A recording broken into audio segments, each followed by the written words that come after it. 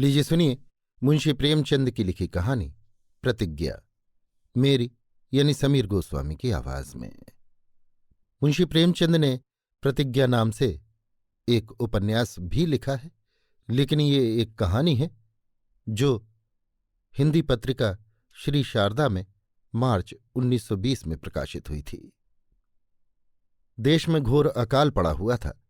साल भर से पानी की बूंद भी नहीं पड़ी थी। खेतों में धूल उड़ती थी, घास तक जल गई थी। न कहीं अन्न था और न जल। लोग वृक्षों की छालें कूट कूट कर खाते थे। अर्धरात्रि दोपहर के समान तप्त रहती और दोपहर को भूमि से अग्नि की ज्वाला निकलती थी। समस्त देश में हाहाकार मचा हुआ था। लोगों के हृदय शुष्क हो गए थे। कोई किसी की सुधि लेने वाला न था। सब के सब अपनी विपत्ति में बावले हो रहे थे। इंद्र की आराधना नित्य होती थी। लोग देवस्थानों में जमा हो होकर रोते और विलाप करते थे, पर कदाचित देवताओं में दया वात्सल्य का लोप हो गया था। न पूजा पाठ ही से कोई उपकार होता था, न यज्ञ तथा बलि से। ज्योतिषियों के द्वारों पर सदा भीड़ लगी रहती थी। एक वैज्ञानिक महाशय ने वैज्ञानिक साधनों से मेघों को आकर्षित करने का उद्योग किया, पर सारे प्रयत्न निष्फल हुए। इंद्रदेव न पसीजे, पानी न बरसा और प्रजा की अवस्था प्रतिक्षण बिगड़ती गई। अंत में एक दिन लाखों हिंदू प्रजा एकत्र होकर देश के बड़े महात्मा बाबा दुर्लभदास की सेवा में पहुंची और उनके द्वार पर गले पड़ जाने वालों की तरह जा बैठी। मुसलमान प्रजा ने मौलाना शेख आबिद अली का दामन पकड़ा। दोनों महात्माओं के हृदयों में दया उत्पन्न हुई। बाबा दुर्लभदास ने समस्त देश के साधु संतों को निमंत्रित किया। औलिया आबिद अली ने मुल्लाओं तथा पीरों के पास कासिद रवाना किए। एक सप्ताह में चारों दिशाओं से साधुगण तथा मुल्ला लोग आकर जमा हो गए। भिन्न भिन्न संप्रदायों के सहस्त्रों प्रतिभाशाली संत पुरुषों ने पदार्पण किया। मुल्लाओं के झुंड विराजमान हुए। धर्मज्ञ, ईश्वर भक्त और सिद्ध पुरुषों का ऐसा विलक्षण समागम कभी देखने में नहीं आया था। इनमें का प्रत्येक महात्मा अपने अपने चमत्कारों तथा अलौकिक कृत्यों के लिए प्रसिद्ध था। लोगों को विश्वास था कि इनमें से यदि एक भी सिद्ध पुरुष मन से इच्छा करेगा तो इंद्र की शक्ति नहीं कि उस सिद्ध की आज्ञा भंग हो सके। अस्तु एक शुभ मुहूर्त देखकर बाबा दुर्लभदास और आबिद अली दल बल के साथ बड़ी धूमधाम से निकले। आगे आगे ऊंटों पर नगाड़े थे। उनके पीछे नाना प्रकार की सांप्रदायिक पताकाएं थीं। इनके पीछे शंख और घंटे बज रहे थे। फिर साधुओं के दल, कोई हाथी पर सवार था और कोई सजे हुए घोड़ों पर। शिष्य लोग छत्र लगाए चंवर हिलाते चले आते थे। इस प्रकार ये जलूस नगर के चक्कर लगाता और दर्शकों को विस्मित करता हुआ एक ऊंचे पहाड़ी टीले पर जा पहुंचा। यहां साधुगण अपने अपने आसन लगाकर बैठ गए और इंद्र की आराधना करने लगे। किसी ने समाधि ली, कोई प्राणायाम में मग्न हुआ, कोई अपने योगासनों के कौशल दिखाने लगा। सीताराम प्रेमियों ने उच्च स्वर से रामचरितमानस की चौपाइयों का गान आरंभ किया। कृष्ण के भक्त कीर्तन करने लगे।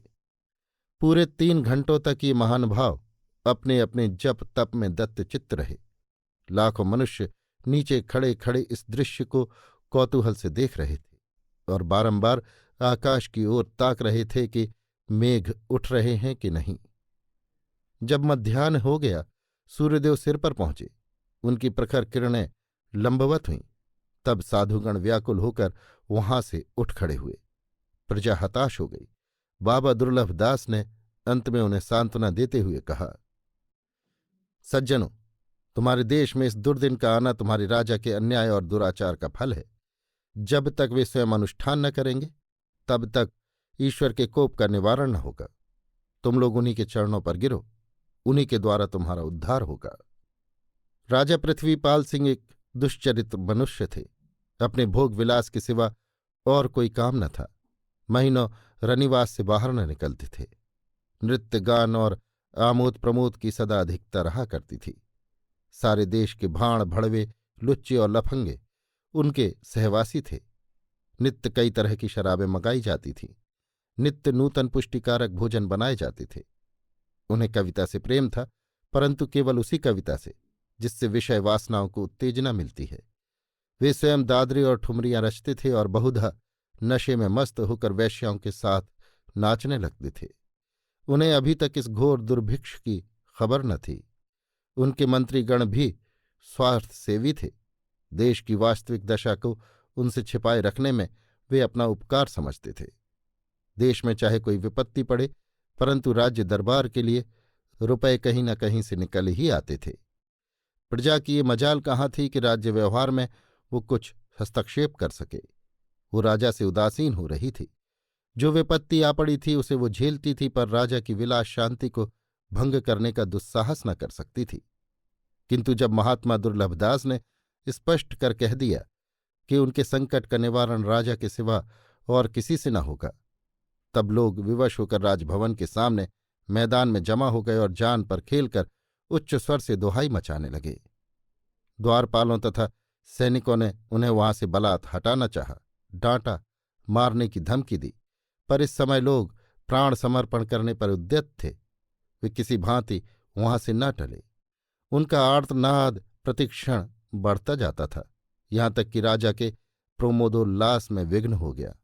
उन्होंने क्रुद्ध होकर द्वारपालों से पूछा, ये कौन है जो शोर मचा रहे हैं? एक द्वारपाल ने डरते डरते कहा, दीनबंधु, नगर निवासियों का असंख्य समूह राजभवन के सामने खड़ा है और किसी प्रकार नहीं हटता। राजा, वे लोग क्या चाहते हैं?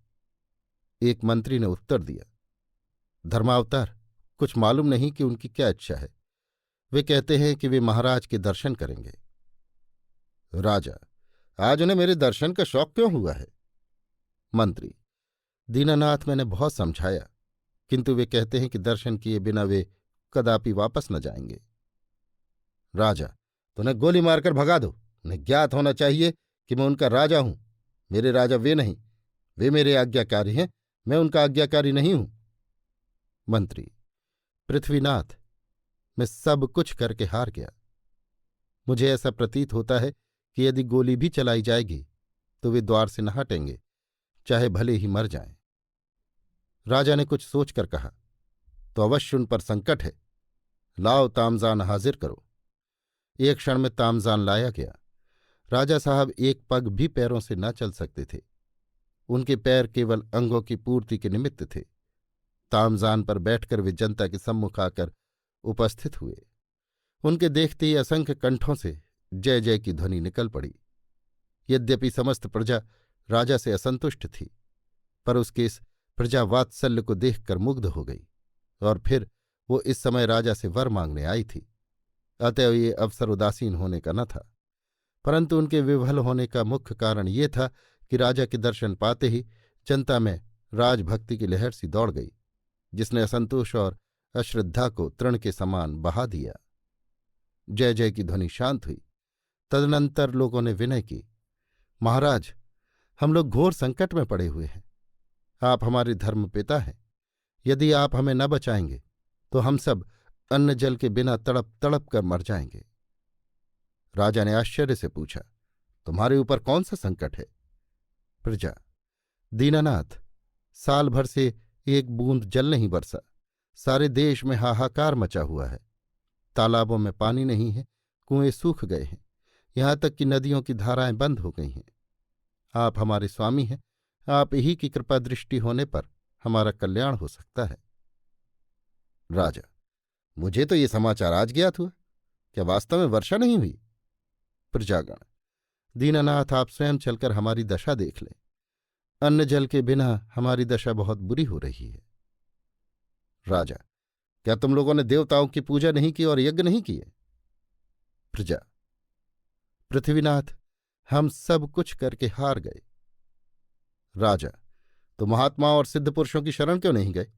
महात्मा दुर्लभदास को क्यों नहीं घेरा? वे ईश्वर के भक्त हैं, वे चाहें तो क्षण मात्र में जल थल एक कर दें।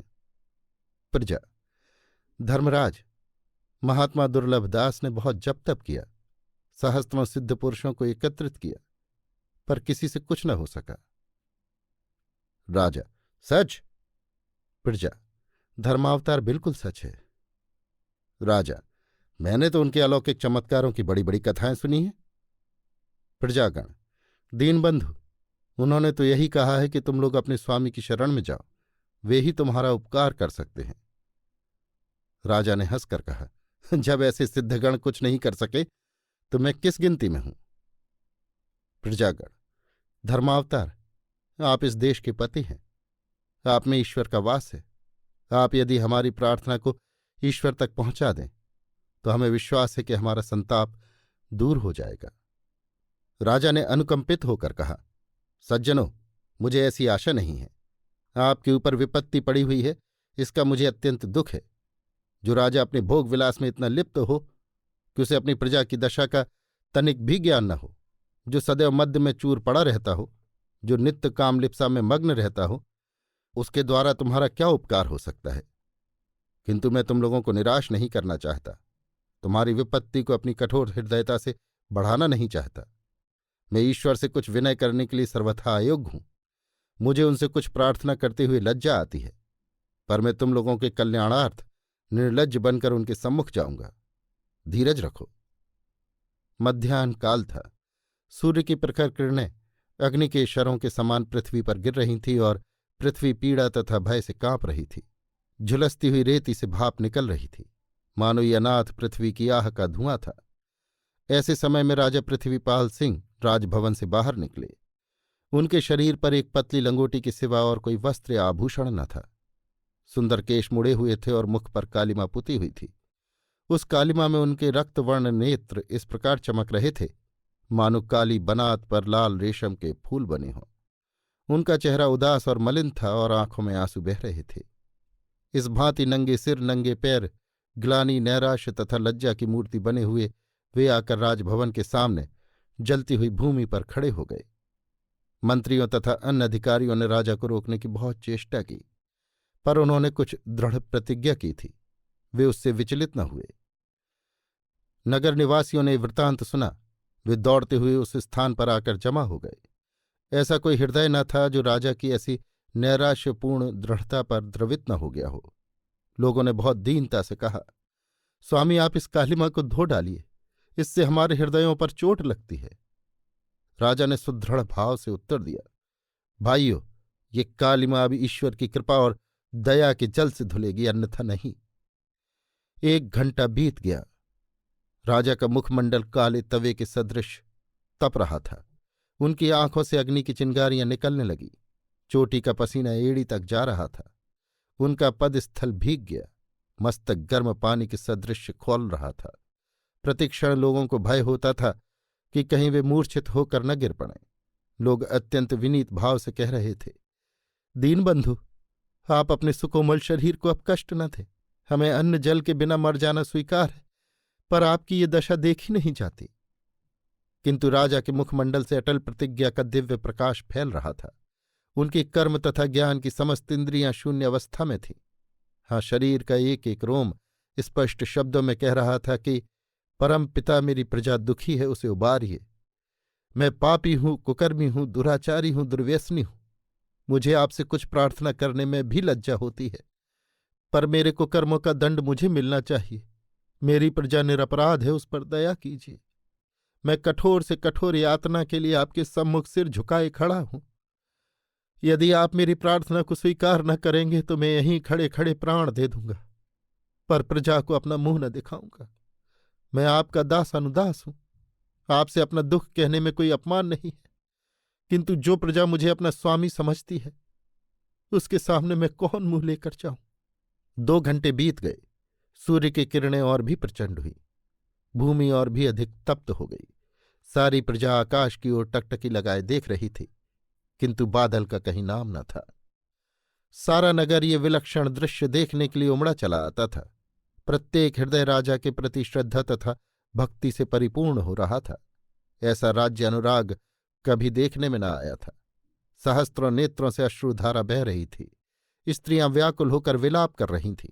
राजभवन से क्रंदन ध्वनि निकलकर सबके हृदयों को विदीर्ण किए देती थी। 3 बज गए थे, पर सूर्य का तेज लेश मात्र भी कम न हुआ था। राजा पृथ्वीपाल सिंह की आंखें फैल गईं, माथा सिकुड़ गया था। शरीर को संभालने और चित्त को बलात्कार से स्थिर रखने के कारण ओठ पुष्पकली के समान बंद हो गए थे। ऐसा ज्ञात तो होता था कि उनके शरीर में रक्त संचार नहीं है, प्राण नहीं है, केवल नैराश्यमय दृढ़ता का बल उन्हें पैरों पर खड़ा रखे हुए है। लोगों को प्रतिक्षण भय होता था कि राजा भूमि पर गिरे। अब गिरे। बहुत से प्राणियों को तो विश्वास था कि यद्यपि राजा खड़े हैं, पर ये केवल शव मात्र है। जिस ताप और उष्णता को घर में बैठकर सहन करना दुस्तर था, जिस धूप में चील अंडे छोड़ती थी और कीट पतंग धरती से निकल निकल कर तड़पते और मर जाते थे, जिस अग्निकुंड में किसी जीवधारी का एक क्षण खड़ा रहना असंभव था, और दहकती हुई ज्वाला में राजा जैसा सुकोमल सुखोन्वित मनुष्य इतनी देर तक क्यों कर खड़ा रह सकता है। सहसा जय जयकार की ध्वनि से सारा आकाश मंडल गूंज उठा, मानो कोई भयंकर भूकंप आ गया हो अथवा दो पर्वत टकरा गए हों। लाखों मनुष्य आनंद से विवल होकर उछलने कूदने लगे। सारी जनता में एक हलचल सी मच गई। अगणित उंगलियां पूर्व दिशा की ओर उठ गई। एक छोटा सा बादल का टुकड़ा क्षितिज पर उसी तरह दिखाई दे रहा था जैसे अंधकार में कोई दीपक टिमटिमा रहा हो। एक क्षण में किले से तोपें छूटने लगी, स्त्रियां मंगलाचार गाने लगी और भवन द्वार पर खड़ी होकर महारानी यशोदा ने दरिद्रों को अन्न वस्त्र देना आरंभ किया। किंतु प्रजा शांत हो गई थी। आनंद की पहली लहर ने उन्हें अधीर कर दिया था। अपने उल्लास को हृदय में छिपाकर अब वो बादल के टुकड़े की ओर आशा और भय के साथ ताक रही थी। देखते देखते बादल के उस छोटे से टुकड़े ने विराट रूप धारण कर लिया। जैसे बारूद के ढेर में आग लगते ही क्षण मात्र में चारों ओर धुआं फैल जाता है, उसी प्रकार वो बीज रूपी मेघ समस्त आकाश में छा गया। बिजली चमकने लगी और पवन के झकोरे चलने लगे। अकस्मात एक कर्णभेदी मेघ ध्वनि सुनाई पड़ी। ये भीषण नाद इस समय लोगों को स्वर्गीय गान से भी अधिक प्रिय मालूम हुआ। इस नाद को सुनने के लिए वे कितने ही दिनों से लालायित हो रहे थे। सूर्य भगवान बड़े वेग से अस्ताचल की ओर दौड़े चले जाते थे, मानो वे इस मेघ दल से भयभीत हो गए हों। पर उनका भागना भी निष्फल हुआ। क्षण भर में वे इस काले मेघ सागर में विलीन हो गए। पृथ्वी पर अंधकार छा गया। ये अंधकार जनता की आशाओं का विमल प्रकाश था। बादल फिर गरजने लगे और जल बिंदु पृथ्वी पर गिरने लगी। असंख्य मनुष्य भक्ति, श्रद्धा, आनंद तथा अनुराग से उन्मत्त होकर राजा की ओर दौड़े और उनके चरणों पर गिर पड़े। राजा अभी तक मूर्ति के समान स्थिर खड़े थे। उनके मुख की कालिमा धुल धुल कर बही जाती थी। उनका दिव्य स्वरूप श्याम घटा से इस प्रकार उदित होता आता था जैसे बादलों में से चांद निकलता है। उनके मुख पर इस समय एक अलौकिक प्रतिभा थी और नेत्रों से आत्मोत्सर्ग की ज्योति निकल रही थी। उन्होंने प्रतिज्ञा की थी कि मुख की ये कालिमा अब ईश्वर की दया दृष्टि से ही धुलेगी, और ये प्रतिज्ञा पूरी हुई, क्योंकि उनमें दृढ़ता थी, आत्मिक बल था और परमात्मा की दीन बंधुता पर पूरा पूरा विश्वास था। देश कभी इतना उल्लसित, इतना सुखी और इतना गौरवोन्मत्त न हुआ था। अभी आप सुन रहे थे मुंशी प्रेमचंद की लिखी कहानी प्रतिज्ञा, मेरी यानी समीर गोस्वामी की आवाज में। मुंशी प्रेमचंद ने प्रतिज्ञा नाम से एक उपन्यास भी लिखा है और ये कहानी हिंदी पत्रिका श्री शारदा में मार्च 1920 में प्रकाशित हुई थी।